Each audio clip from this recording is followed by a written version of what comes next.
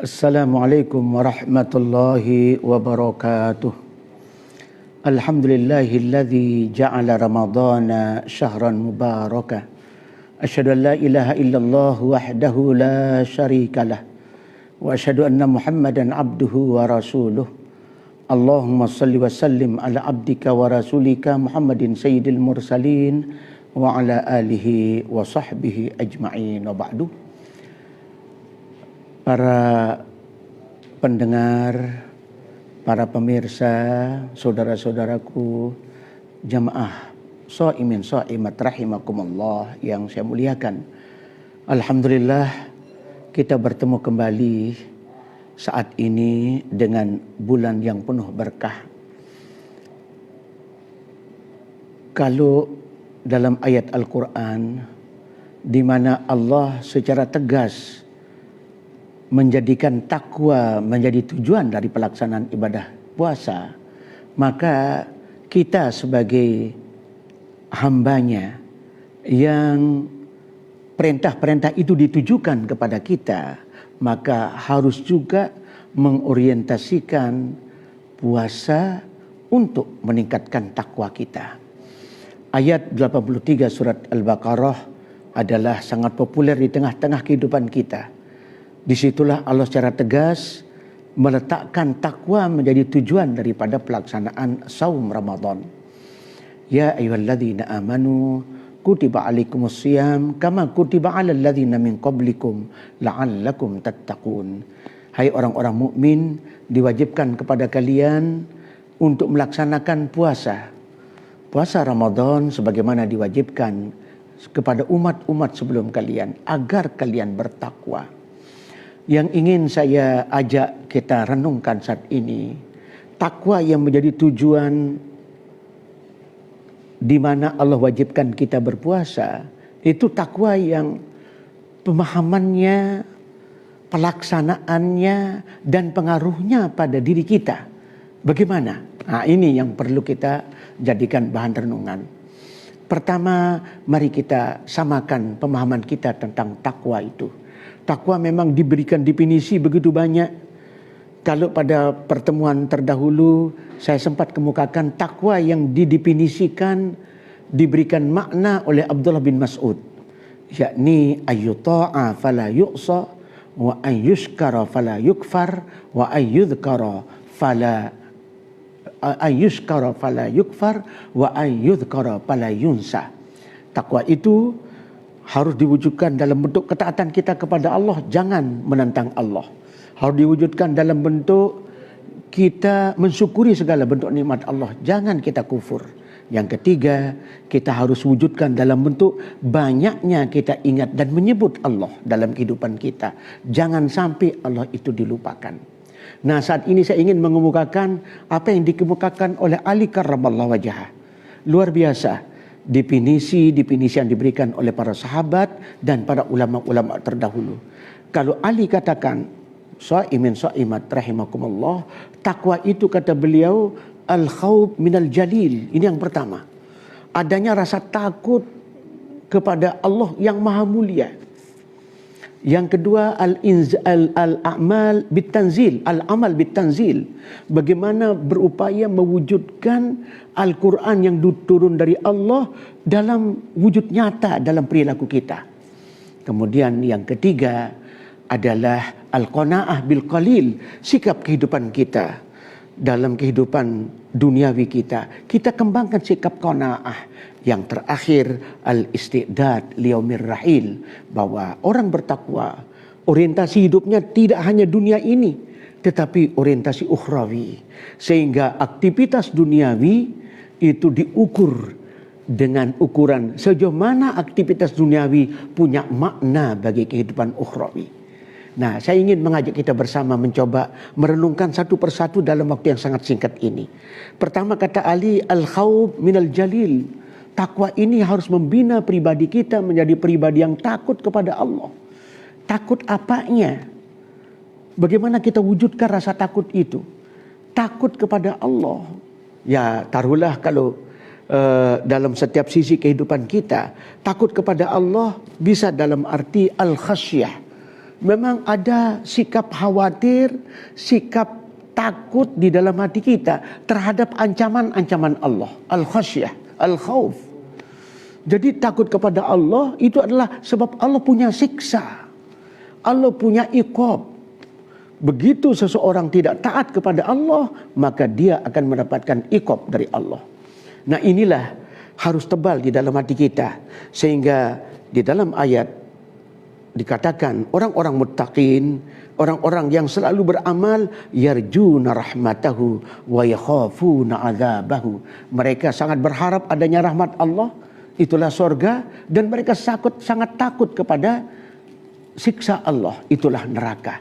Sehingga kita termotivasi untuk taat, termotivasi untuk berpegang dengan hukum, termotivasi untuk jauhkan larangan, untuk tidak terjebak dengan perbuatan maksiat, karena kita takut Allah punya siksa. Sejak masuk liang lahat, itulah awwalu manzilin min manazilil akhirah. Itulah awal kehidupan ukhrawi alam kubur itu. Di situ kita sudah mulai dimintai pertanggungjawaban tentang apa yang pernah kita lakukan dalam kehidupan duniawi ini.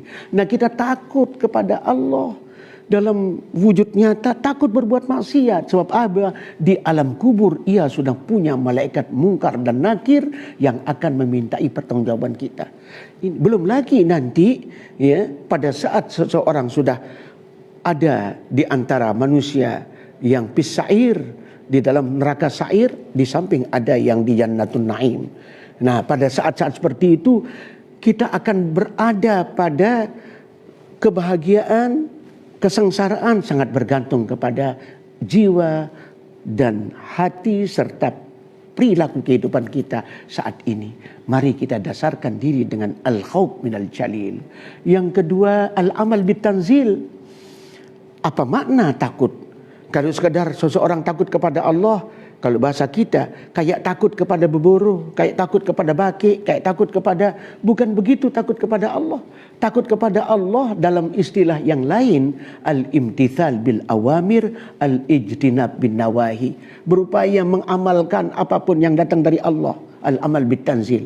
Dan menjauhi apa saja yang dilarang oleh Allah. Sehingga dalam ibadah puasa, bagaimana kita hayati puasa ini membentuk pribadi kita. Kalau seseorang mau hianat di diri, mau mencoba-coba berbohong kepada Allah, sekalipun tidak mungkin orang itu berhasil membohongi Allah.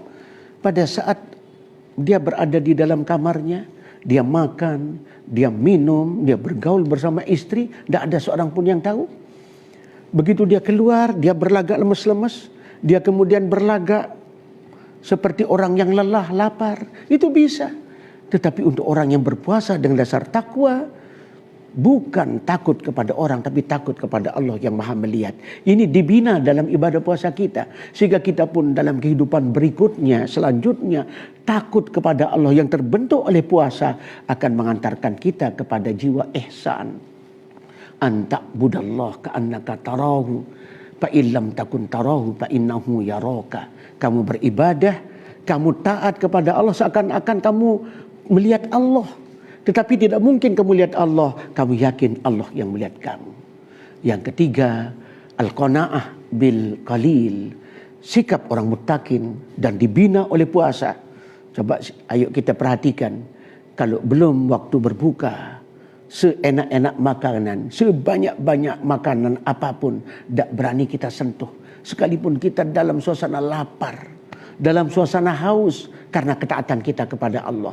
Dan begitu kita makan seenak apapun, tetap ada batas. Tidak mungkin kita kemudian melampiaskan kemauan kita. Hendaklah ini mendidik kita untuk bersikap qanaah. Sehingga begitu kita melaksanakan satu bisnis, satu kegiatan usaha di bidang ekonomi, maka setelah kita berusaha, hasil akhir tergantung kepada pemberian Allah. Seorang petani, dia menggarap dengan memenuhi persyaratan pertanian, saprodinya lengkap, sesuai dengan persyaratan untuk pertumbuhan yang baik. Tetapi pada akhirnya sehebat apapun petani, tetap dia tidak bisa menentukan hasil.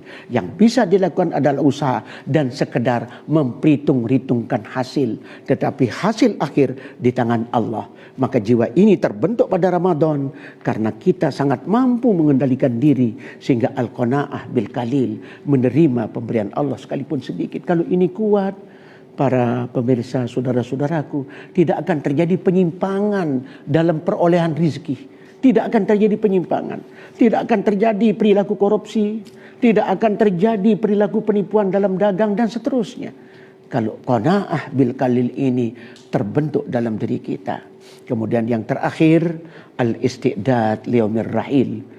Kita diberitahu oleh baginda Nabi bahwa pelipat gandaan pahala pada bulan Ramadan luar biasa. Sehingga ajaan saya, di samping di siang hari kita berlapar-lapar, mari kita isi suasana lapar itu dengan banyak zikrullah.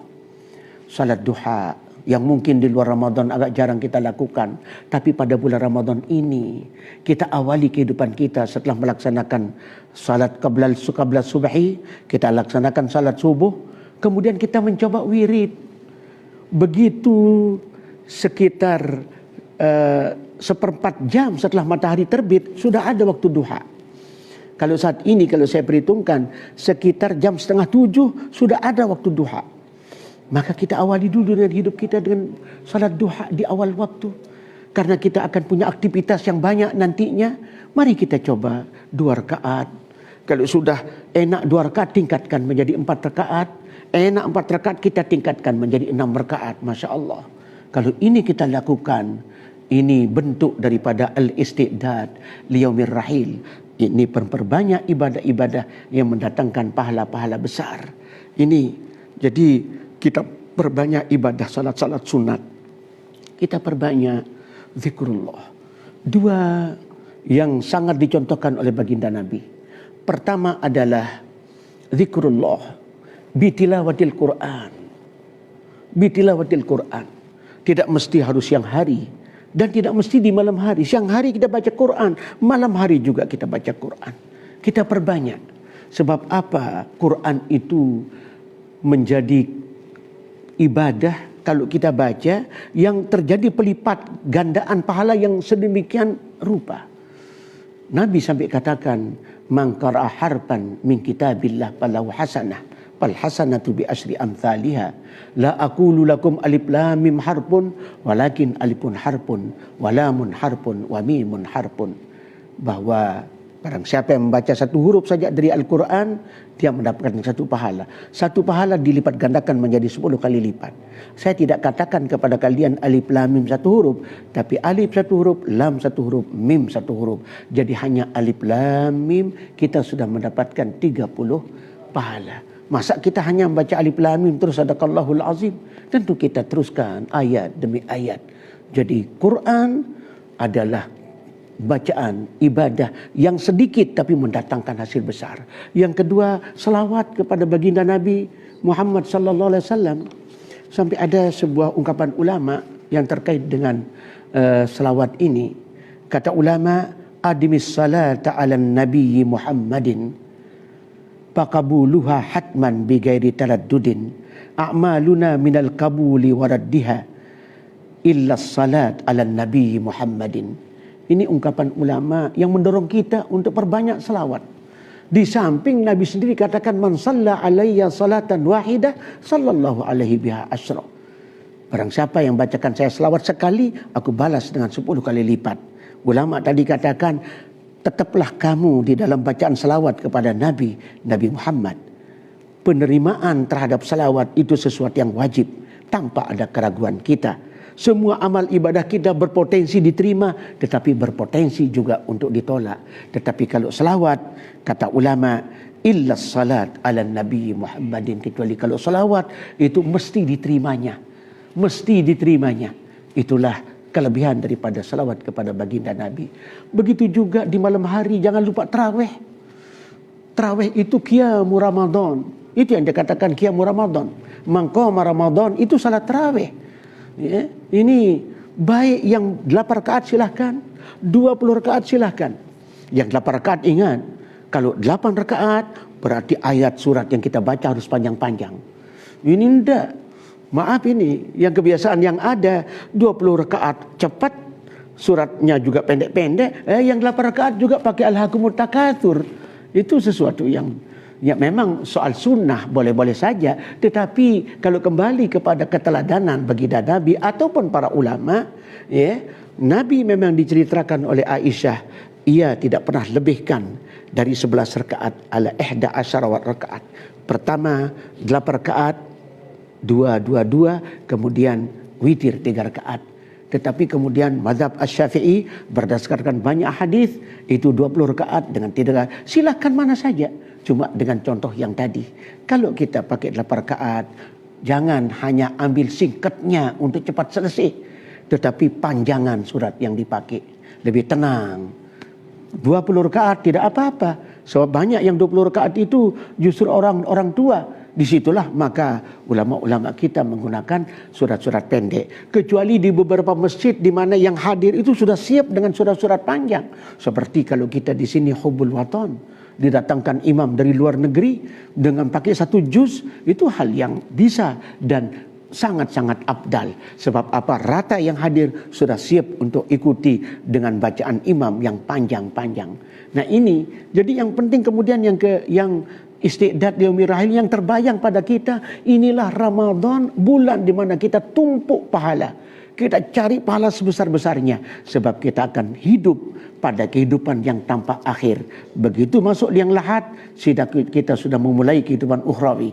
Terus sampai hari kiamat, yaumul hisab, yaumul mizan.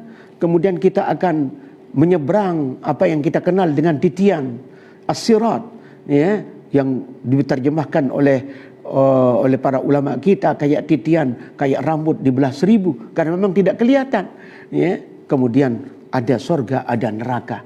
Nah ini yang perlu kita pikir bersama, sehingga kalau kita pikir kondisi kita saat ini hidup di dalam modern yang sedikit peluang kadang-kadang kita pakai untuk cari pahala, lebih banyak terjebak dengan kesia-siaan, maka Ramadan merupakan bulan di mana kita harus berambisi mendapatkan pahala-pahala besar untuk isti'dad yaumir rahil, untuk persiapan kita menghadapi kehidupan yang panjang tidak ada akhir itu. Inilah yang bisa saya sampaikan. Mudah-mudahan pada kesempatan lain kita bahas tema yang lain lagi. Billahi taufiq wal hidayah. Assalamualaikum warahmatullahi wabarakatuh. Jadi kita memang dalam kondisi menghadapi musibah yang begitu dahsyat. Di zaman baginda Nabi ada yang disebut dengan at-ta'un. Di zaman Nabi, at-ta'un itu juga sejenis penyakit yang menular. Ya, sejenis penyakit yang menular. Di zaman Umar ibn al-Khattab juga terjadi di negeri Syam atau Damaskus. Nah, pada saat terjadi di Madinah, Aisyah bertanya kepada baginda Nabi, "Ya Rasulullah, apa itu ta'un?" Nabi katakan secara tegas, ta'un itu adalah azabullah, siksa Allah. Artinya suatu ujian. Kalau seseorang itu ahli maksiat, maka dia harus lihat itu sebagai sebuah teguran Allah. Tetapi yang kedua adalah rahmatan lil mu'minin. Disitulah ada satu rangkaian hadis yang lain, di mana seseorang diam di rumahnya, yamkuthu fi baladih. Kalau bahasa kita sekarang, diam di rumah, ya, sekalipun tidak lockdown, ya, tapi lebih banyak kita berada di rumah. Dengan mengembangkan sabiran wa muhtasiban, sabar menghadapi COVID-19 ini, ya, dengan terus berupaya menghindar penularan. Maka itulah menjadi rahmatan lil mukmin. Nah, karena ta'un memberikan sebuah pelajaran kepada kita bahwa di zaman Nabi pernah terjadi penularan penyakit. Nabi katakan dalam satu riwayat bimbangan beliau yang patut jadi pikiran kita sekarang. Pertama kata Nabi, barang siapa yang berada di luar, yang mendengar di satu wilayah daerah itu sudah terjadi taun, terjadi penularan penyakit, jangan masuk. Orang yang sudah berada di dalam, jangan keluar. Kenapa? Kalau kita bahasakan sekarang, yang di luar jangan masuk, nanti tertular. Yang di dalam jangan keluar. Pertama, karena pada saat itu, taun itu begitu dahsyat penularannya, nanti tidak ada yang ngurus yang kena itu. Itu satu. Yang kedua, begitu yang berada di dalam ini keluar, dia akan membawa penularan. Jadi sudah terjadi di zaman Nabi. Kalau istilah kita sekarang, ada orang tanpa gejala OTG. Jadi sebenarnya itu juga nilai-nilai yang bisa kita lihat dari larangan Nabi. Jangan sampai orang yang dalam kasus, dalam kondisi OTG, tidak tahu dirinya kalau virus itu melekat di tubuhnya. Tapi karena dia punya kekuatan daya tahan tubuh yang masih bagus, dia tidak sakit. Tetapi dia pindahkan penyakit itu kepada orang lain. Nah ini menjadikan Nabi dengan bijak katakan, yang berada di luar jangan masuk, yang sudah ada di dalam jangan keluar. Nah, yang berikutnya terkait dengan pelaksanaan salat Jumat. Karena dalam melihat hasil kajian para ahli, tentu para ahli ini dimiliki oleh pemerintah. Apakah itu Dinas Kesehatan, Kementerian Kesehatan, dengan peralatan yang ada, dengan kemampuan analisa kesehatan, analisa penularan dan lain sebagainya. Ya, maka tidak bisa kita menghindar dari hasil apa yang diberikan oleh para ahli. Ya, tidak bisa kita menghindar dari itu. Nah, salah satu yang dikhawatirkan penularan virus COVID-19 ini adalah bisa dibawa oleh orang sakit, penularan kepada orang sehat, tetapi bisa dibawa oleh orang sehat kepada orang yang kebetulan secara fisik tidak memiliki kekuatan tubuh, daya tahan tubuhnya lemah, sehingga cepat sekali tertular. Nah ini yang menyebabkan, sehingga salah satu kebijakan pemerintah itu adalah menghindarkan masyarakat dari perkumpulan-perkumpulan banyak orang. Nah ini perkumpulan-perkumpulan banyak orang. Nah perkumpulan banyak orang ini banyak pasar, tetapi pasar tidak bisa dicegah. Karena apa? Pemerintah tidak mau menanggung risiko. Kalau sampai pasar ditutup, harus ditanggung biaya hidup sekian banyak masyarakat. Itu. Yang kedua, yang bisa kemudian, karena kita di masjid kalau Jumat, ya, kalau salat berjamaah itu minimal kalau salat Jumat setengah jaman atau 45 menit minimal. Kalau kita terlambat sekali datang, itu minimal setengah jam atau 3/4 jam, 45 menit atau 1 jam kita berada bersama. Nah ini yang kemudian sulit sekali masyarakat kita untuk diatur berjarak dalam saf. Sebab apa?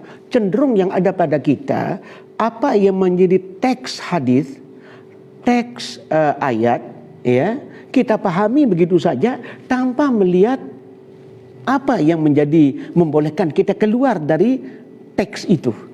Jadi harus kita lihat teksnya kontekstual, tetapi kemudian tidak bisa kita lepaskan dengan kondisi yang membawa kita tidak berada di dalam apa yang dimaksud dalam teks ayat ataupun hadis. Satu contoh, di dalam hadis barang siapa yang meninggalkan 3 kali Jumat, padahal ada kata-kata tahawunan, mengenteng-entengkan Jumat, itu kalau sudah 3 kali taba'allahu ala qalbih, itu kemudian dipahami sedemikian rupa, lupa dia pada kata-kata tahawunan, sehingga apa? Kan munafik kita kalau sampai 3 kali tidak Jumatan. Nah, tanpa melihat adanya udzur syar'i yang bisa menyebabkan kita mendapatkan rukhsah. Kita mendapatkan rukhsah, umpamanya keringanan untuk tidak melakukan salat Jumat, tetapi kita laksanakan salat zuhur. Ini yang tidak sependapat. Maaf, 2 macam. Maaf, saya agak berat katakan ini. Ya, ada memang takmir masjid yang memiliki keilmuan fikih yang luas. Itu cepat. Begitu diajak bermudzakarah, berdiskusi cepat. Tapi ada yang kaku, yang pemahamannya pada teks hadis tanpa melihat bagaimana kaul ulama.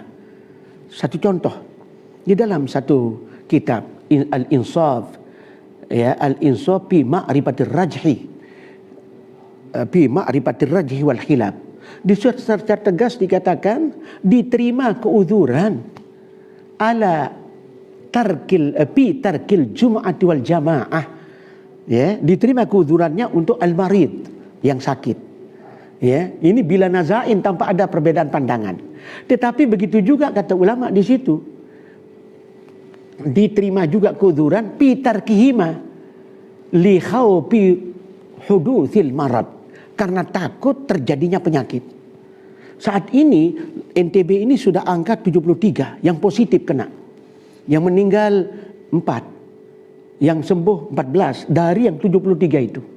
Yang dikhawatirkan apa? Tidak bisa kita, masa kita di dalam masjid kita dalam keadaan suci, kita dalam keadaan ingat kepada Allah, masa kita juga la ilaha Allah subhanahu Rasulullah sampai juga, maaf, terakhir ini saya sampai pernah agak miris dengar segera kekalahan Allah Ta'ala si corona.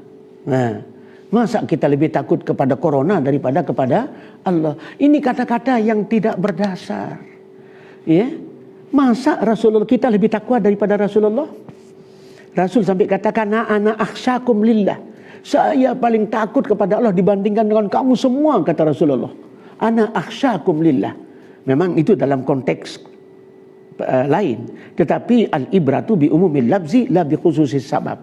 Jadi pengertian umumnya bisa dipegang itu, bahwa Nabi katakan beliaulah orang yang paling bertakwa dibandingkan dengan semua umat beliau. Kemudian masa kita lebih bertakwa dari Umar bin Khattab?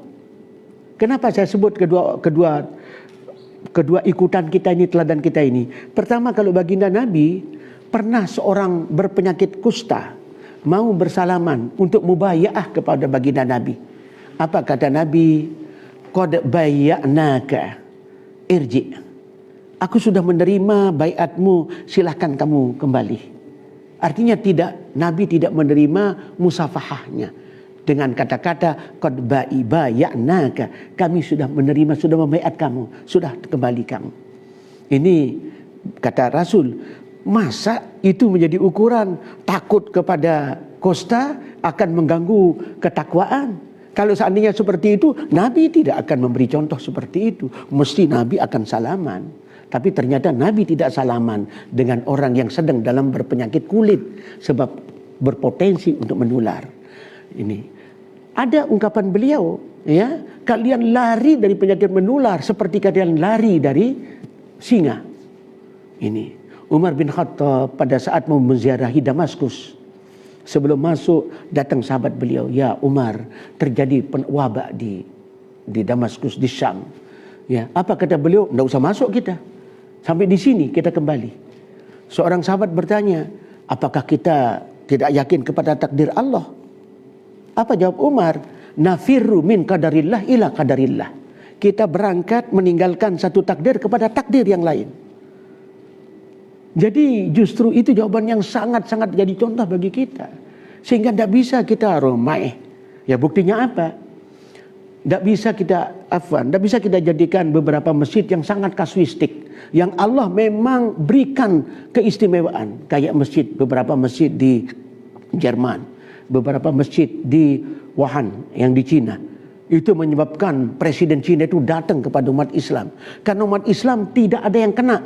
Itu begitu juga yang pernah dibanting, umat Islam yang dibanting di negara mana itu, ya, itu juga tidak ada satupun umat Islam yang kena, sehingga istilah mereka begitu dengar azan corona lari.